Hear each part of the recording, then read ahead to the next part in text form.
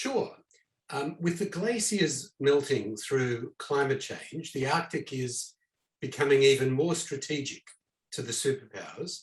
So China, Russia, and the United States are in this book in a desperate race to control the Arctic for the shipping routes that are opening up as the ice melts, for the mineral wealth and fishing wealth, for new mineral bases, military bases, sorry. My hero, Tori Swift, who's a former spy turned negotiator, is right at the center of all of this. She's the lead advisor to Greenland, the country that is a crucial piece in the Arctic jigsaw. Tori has just concluded a landmark deal between China and Greenland, which would make her a star. But she wakes up the next day, and instead of headlines applauding her, she wakes up to find two bodies hacked to death on her bed next to her. Some crystal meth is spread out on a table, and a sordid sex tape is playing on the TV in her hotel room that shows her as the crazed killer. Yet she remembers nothing. Her mind is a total blank. Yet everything points to her as being the brutal assassin. Did she kill the victims while she was in a drug stupor? Is she innocent, but somehow being framed? And if so, by whom and why? And Double Deal really is her quest to reveal the truth. And it's why the front cover says, trust no one, not even yourself, because she doesn't know.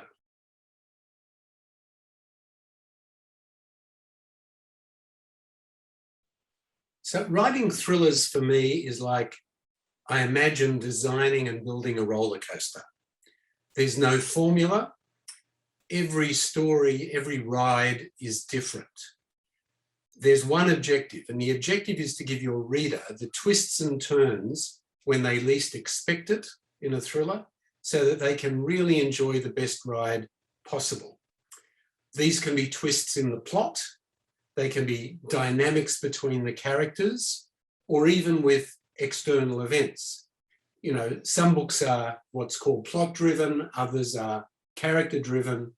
I like to think of my thrillers as both, that there's a strong characterization, there's strong plot, and events kind of bring it all together.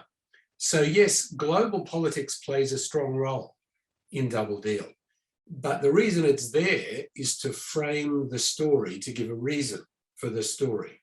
But the story really is about Tori Swift, the shocking situation that I mentioned she wakes up to, what she does about it. And inevitably, that has to bring in strong psychological intrigue and drama.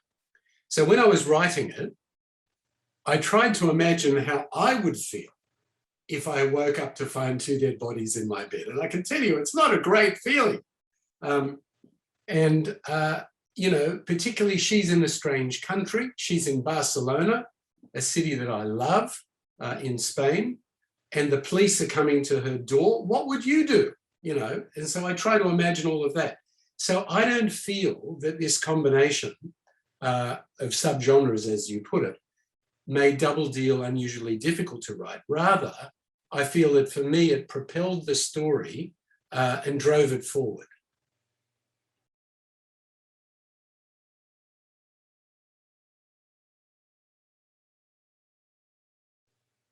When you're writing fiction in the immediate future, which is where I like to set it, in other words, a now that hasn't quite happened yet, you're always stretching the current reality.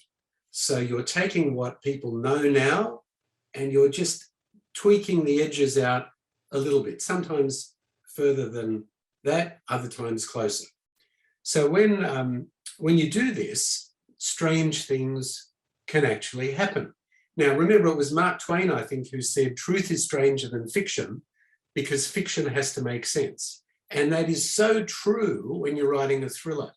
The reader has to be able to believe that what you're writing could happen.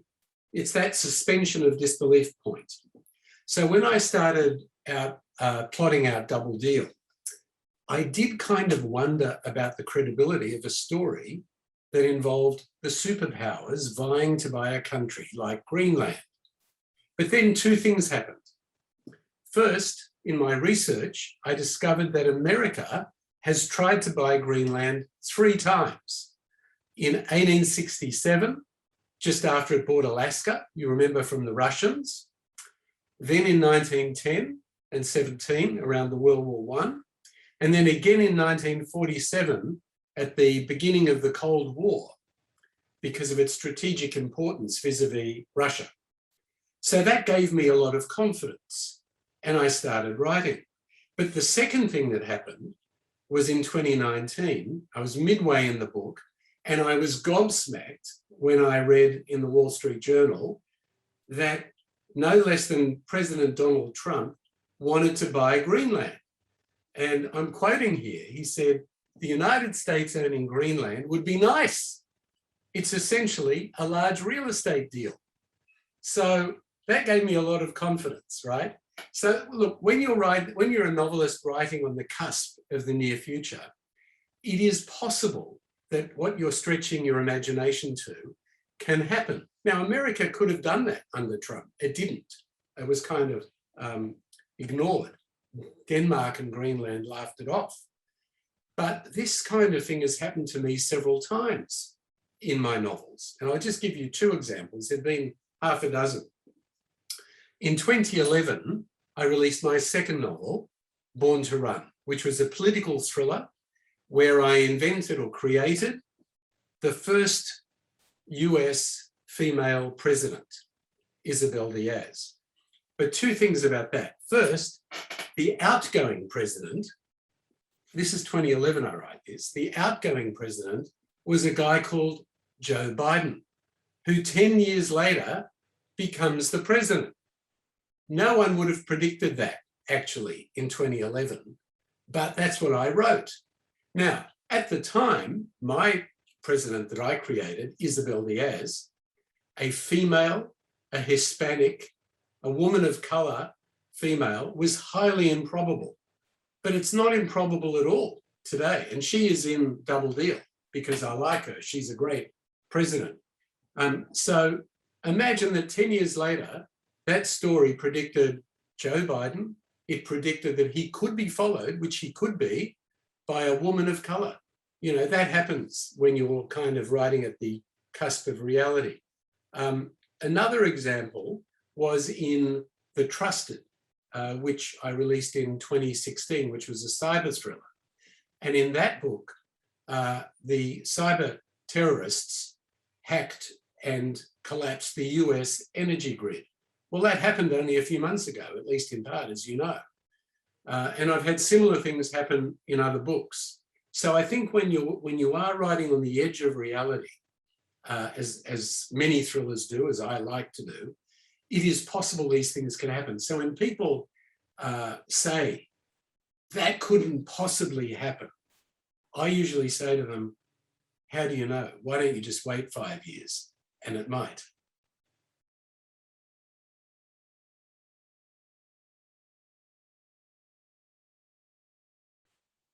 Well, Double Deal has a definitive conclusion so far as Tory Swift is concerned, although I won't give away what that is, obviously. But yes, there is a cliffhanger at the end, which sets her and the reader up for a further book. Now, the feedback that I've had from readers so far is that that cliffhanger that you mention has them hankering for more. And they're saying, when is the next one coming?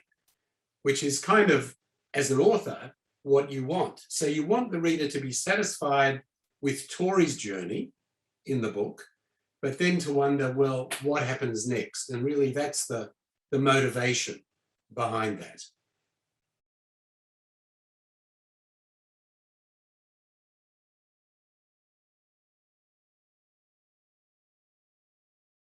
Well, writing for me is a fabulous process.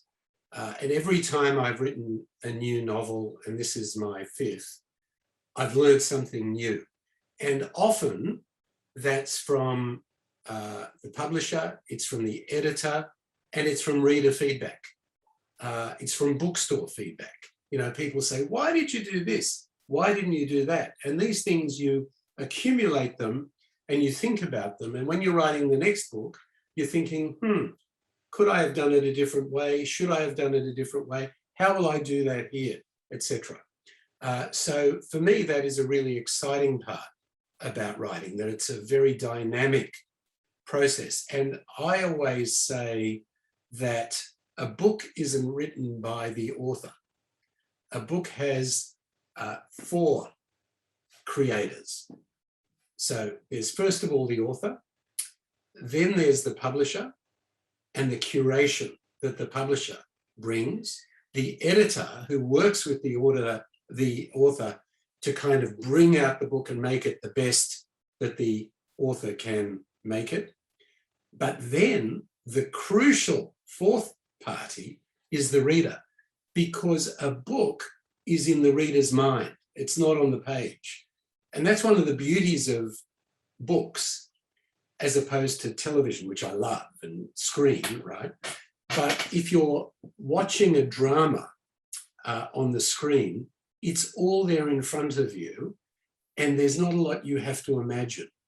When you're reading the words on a page in a book, the reader is doing a lot of work, and they're really infusing the characters, the settings, the story in their mind, and they might imagine Tori Swift differently to me, and they're not wrong. You know, my version might not be their version, but once I've done my work, it's up to the reader to make it how they want to read it. And so I find that really exciting, you know, and, you know, how has Tori changed? So she's always been what I would describe as a young James Bond with a brain. So I wanted to create a really strong female character who was smart, who was fit. She was a surfing champion when she was a kid. She's got, I think I mentioned, a bachelor of a PhD in nuclear engineering. She studied at Harvard. She worked for the CIA. You know, she's done all of these things, but she also has a lot of humility. She is not a wham bam, thank you, ma'am kind of person. If that was a male, I don't know what the equivalent for a female would be. But she's quite a humble person, notwithstanding her accomplishments. But she doesn't accept any, what do you call it? She doesn't take any cheek from people. She'll stand up for herself. She starts this book in grief because of, this book is a standalone. So it's different in a way to the previous Tori Swift books because you don't have to read them to read this book. You don't have to know anything about her or her history or whatever. But what you do find out is she starts off in this book in a state of grief. And she's given this job while she's on bereavement leave, effectively, and it takes her mind off that. And she's impelled by doing this deal. She's negotiating between China and Greenland. And then, of course, she's thrust into this brutal double assassination situation that she's got to get herself out of. And then she's got to take herself through that in the book. You know, does she find she's innocent? Is she guilty? Who did it? Why? You know, et cetera, et cetera. So there's all of that. Now, throughout all of the books, there is a kind of a slowly simmering relationship between her and her sidekick, Frank Chowdhury. And I want to know, as the author, is that going to reach fruition, let's say? Will they get together? I won't say whether they do or they don't, but that kind of just slowly simmers through the book and the temperature goes up and up and up. So they're the kind of things that change, I suppose, through the books.